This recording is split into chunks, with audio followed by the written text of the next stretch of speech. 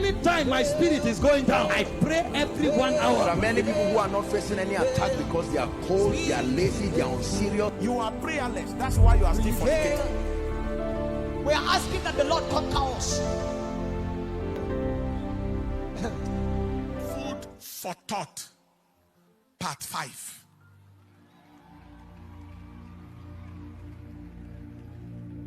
There are people wondering why the church or church leaders should be bothered about governance or politics. That is very absurd, very ridiculous. It is as ridiculous as asking why a person should be interested in the sanity of the pilot that is to fly him in an aircraft. Or why a person should be concerned about the expertise of the surgeon that is to perform a major operation on him. Or why a person should be worried about the health and hygienic status of the caterer that serves him food. Please understand this. Anyone who is not concerned about those things that concern his existence is a concern himself. The silence of good people is more wicked than the actions of bad people.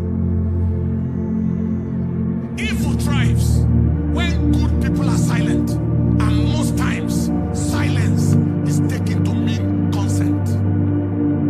No one is permitted to keep silent when their destiny is being decided.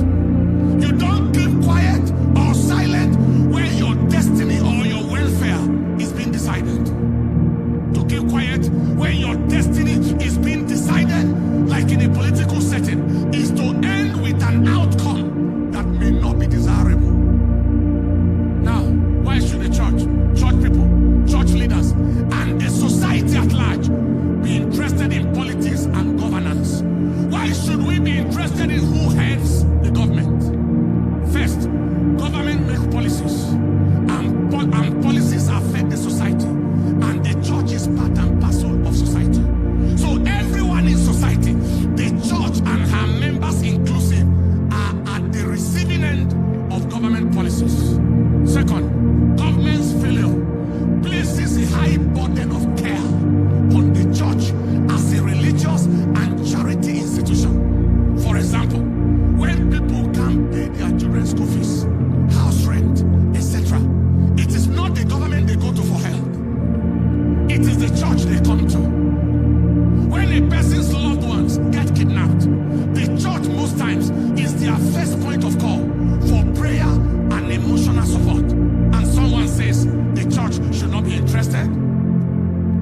Government's inability, incapacity, and irresponsibility leading to insecurity of lives and properties of the citizens places a high burden of responsibility on the society at large, the church inclusive.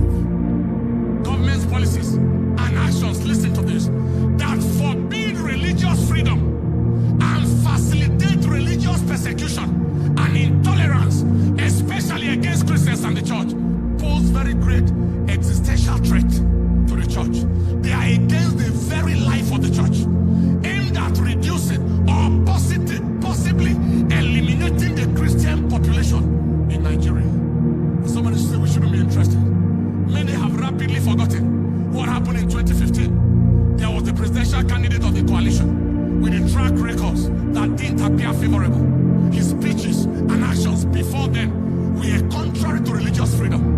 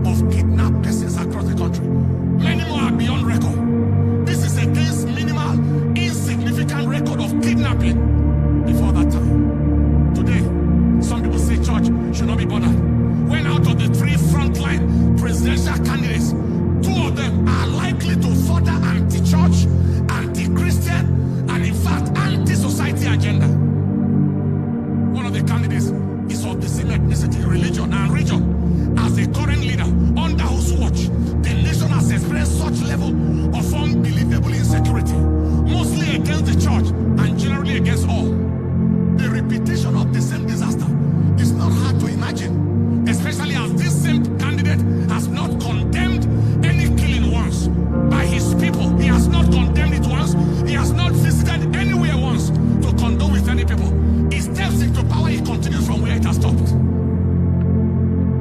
The second candidate chose a Muslim vice president, being a Muslim himself, despising, disregarding the plight and the value of the church in Nigeria. The third candidate, the third one, remains the only sensible, only credible way to go. Not just for the good of any region or religion, but for the good of the nation as a whole. So for anyone to say that church should not be involved in governance and politics of the nation, he is either daft, deceived, dubious and fraudulent, demented, that is insane, or a demonic agent from hell who wants the destruction of the church. Friend, you have been shown the way. Did you see the way? You have been shown the way. Follow the way. Go out and vote. Do all you can to ensure that your vote counts. God bless Nigeria. Stand up on your feet. Somebody may say, well, the one, no, you can't go ahead. The one that is of the same religion and region and ethnicity as the current leader of the nation has a Christian gentleman vice presidential candidate. Somebody may say that. Don't forget that that was our situation in 2015. There was the Christian gentleman, pastor of in a denomination.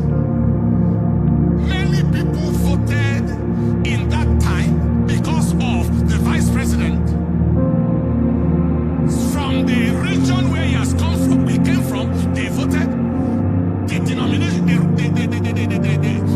Christianity voted, Pentecostal cycles voted, and his denomination voted with the hope that he is there, and that means that there is hope.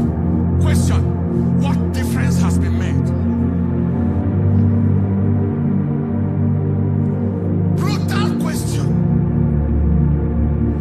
To what extent was he able to stop insecurity, to stop the massive killings, the massive persecutions, and the massive anti-religious agenda against Christianity? What extent? But I want you to notice that every time they gave him the opportunity to act as acting president, things rapidly changed. Things rapidly changed. But to what extent was he giving that opportunity? So don't let anybody deceive you. That so let us vote because of this and that and that. Let nobody deceive you. Open your eyes. We shall not let history repeat in our nation. We shall not let history repeat in Nigeria. Wasn't that vice president, the current one, wasn't he good enough to come out as presidential candidate? Why was he denied? Why didn't it happen? Because a demonic agenda must still continue, which is being frustrated right now. Are you hearing what I'm saying? Because they deceive, people deceive themselves, and we deceive ourselves a lot. All you need to do to face the future is to think about the past. What has happened before, it gives an idea of what is likely to happen before. Don't let anybody deceive you. The frontline people, the arrowheads, are the people to consider right now in terms of who gets up there. I believe you have heard. Help me tell people, have you heard?